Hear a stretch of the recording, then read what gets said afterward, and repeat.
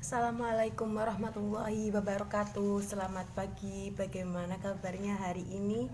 Nah, semoga kalian baik-baik ya, sehat-sehat selalu. Walaupun pada pembelajaran kali ini kita masih tetap menggunakan daring. Semoga pertemuan-pertemuan ke depan kita bisa offline ya, dan pandemi ini segera berlalu, amin. Dan jangan lupa tetap patuhi protokol kesehatan ya. Selamat beraktivitas untuk hari ini. Baik.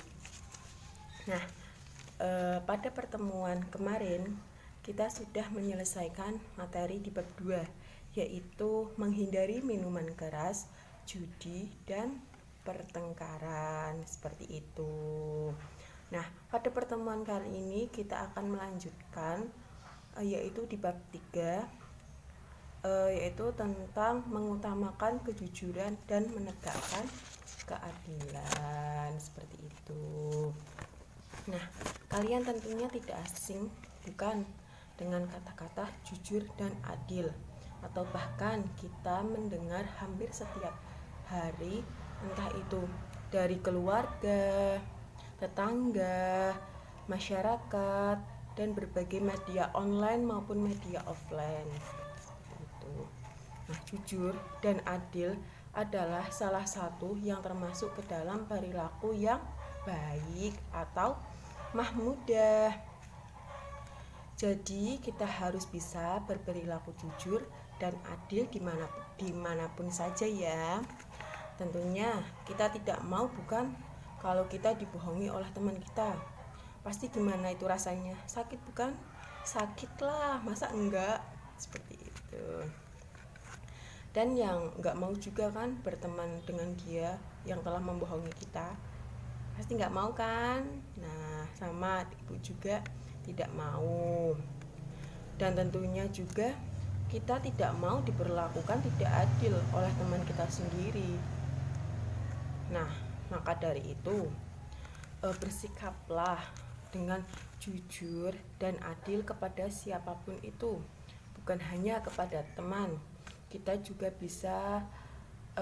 juga harus bersikap jujur dan adil kepada orang tua, guru, teman, sahabat, apalagi masyarakat.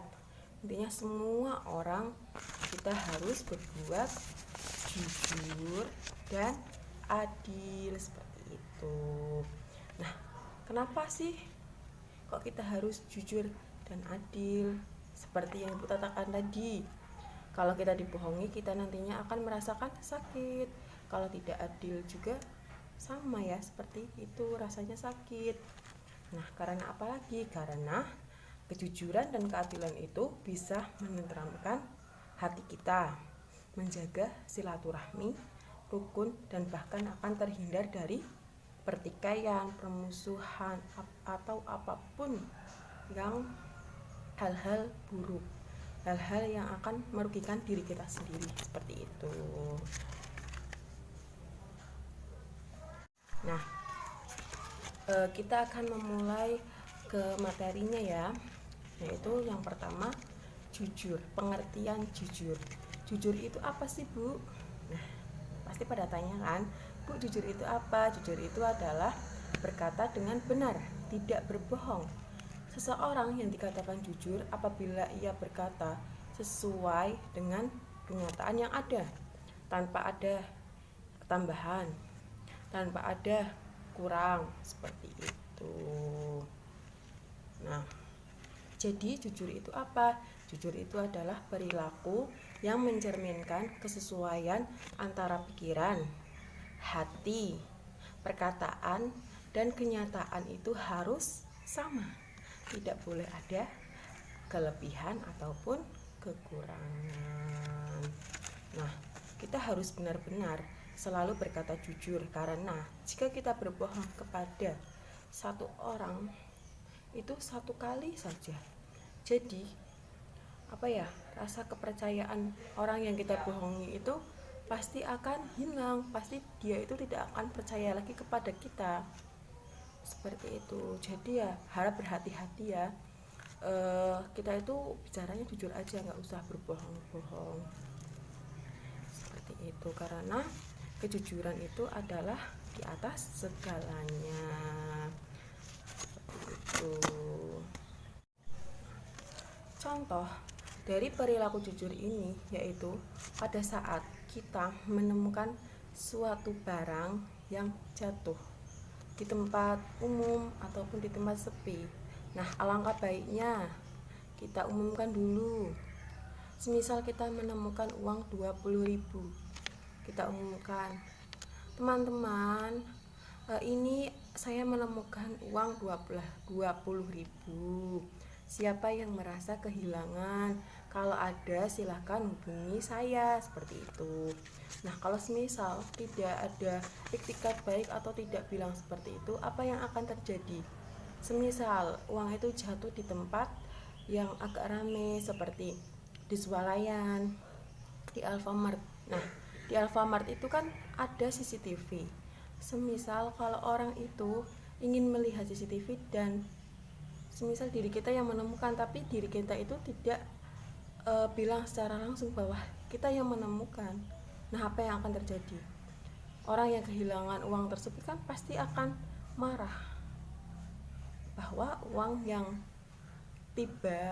jatuh itu diambil kita dan kita tidak memberitahu siapa-siapa, dan orang itu tahu karena melihat CCTV. Maka dari itu hati-hati ya. Efeknya apa? Efeknya pasti ke diri kita sendiri, nama kita akan jelek, kepercayaan orang akan hilang, seperti itu. Maka ya hati-hati ya. Dalil yang menjelaskan tentang kejujuran yaitu terdapat pada Quran surat Al-Ahzab ayat 70 yang berbunyi, A'udzubillahi minasyaitonirrajim.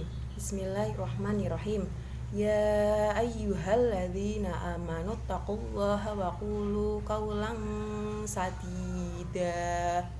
Yang artinya, wahai orang-orang yang beriman, bertakwalah kamu kepada Allah dan ucapkan perkataan dengan benar. Sudah jelas bukan bahwa Allah saja menyuruh kita untuk jujur. Seperti itu. Nah, apapun perkataannya akan dicatat sebagai amal perbuatan yang diminta pertanggungjawabannya nanti di akhirat. Seperti itu.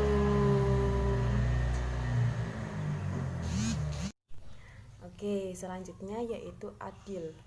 Adil merupakan kata serapan bahasa Arab, yaitu adalah yang berarti lurus dan sama. Seseorang dikatakan adil apabila ia bersikap benar, berpihak pada kebenaran, dan menggunakan ukuran yang sama dalam menilai kebenaran atau seimbang, seperti itu, yaitu samalah. Nah, contohnya seorang wasit yang memimpin pertandingan yang harus benar-benar bisa adil dalam pertandingan, tidak boleh memihak satu klub saja. Nah, dalilnya apa? Dalilnya terdapat pada Quran surat Al-Maidah ayat 8 yang artinya, wahai orang-orang yang beriman, hendaklah kamu jadi orang-orang yang selalu menegakkan kebenaran karena Allah Subhanahu wa Ta'ala, menjadi saksi dengan adil, dan janganlah sekali-kali kebencianmu terhadap suatu kaum mendorong kamu untuk berlaku tidak adil. Berlakulah adillah, karena adil itu lebih dekat kepada takwa, dan bertakwalah kepada Allah Subhanahu wa Ta'ala, sesungguhnya Allah Maha mengetahui terhadap apa yang kamu kerjakan. Nah, kalian bisa lihat di buku paket halaman 45 ya.